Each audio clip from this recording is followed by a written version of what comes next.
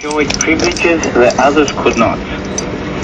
Although other republics were being encouraged to develop industrial economies, the Socialist Republic of Macedonia was, for all practical purposes, kept from creating the conditions that would ensure economic growth, and in addition was culturally, linguistically and ecclesiastically protected.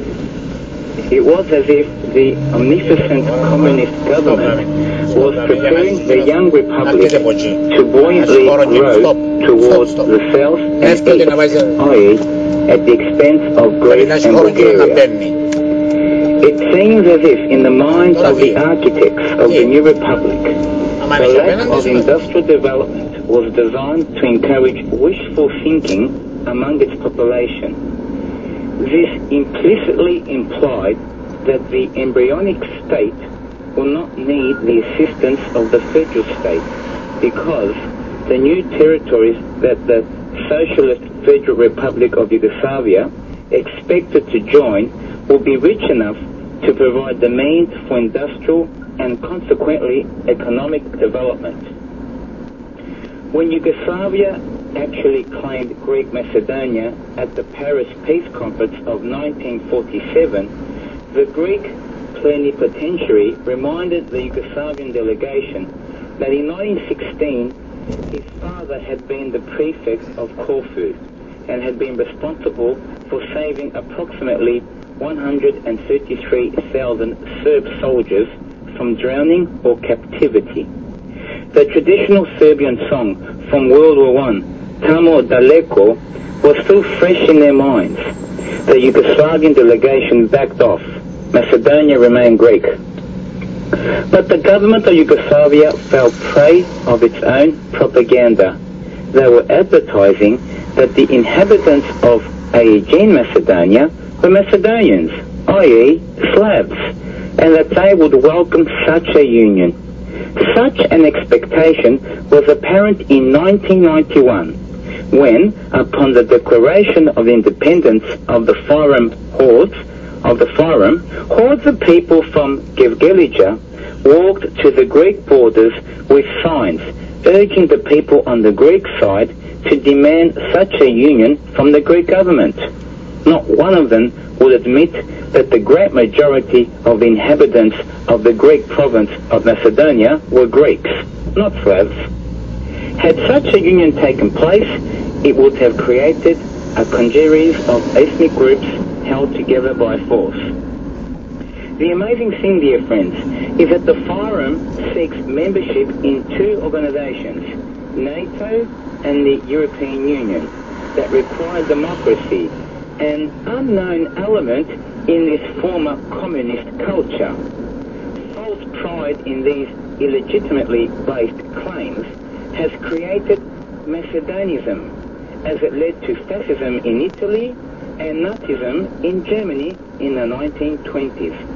No one in the government of the former Yugoslav Republic of Macedonia and in the diaspora has thought that if by some miracle they gain membership in the EU, they would have to deal with their Macedonism, or Forum's own ethno-nationalism.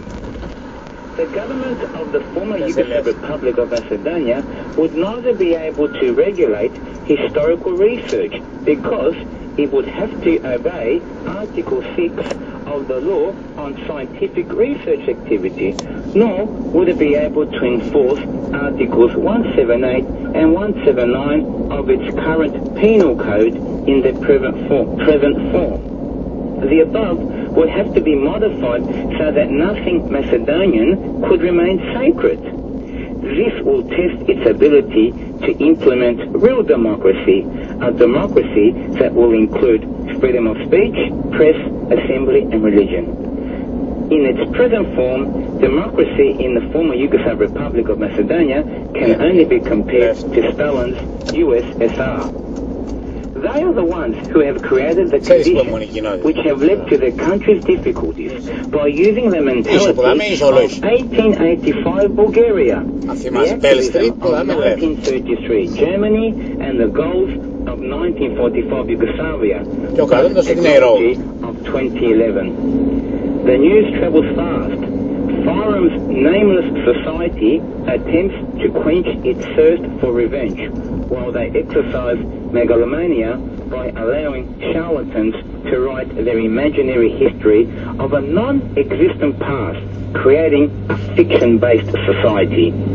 The people of the former Yugoslav Republic of Macedonia passively vote for leaders who, in the name of ambition, have erased all memory of their past allegiance for convenience's sake.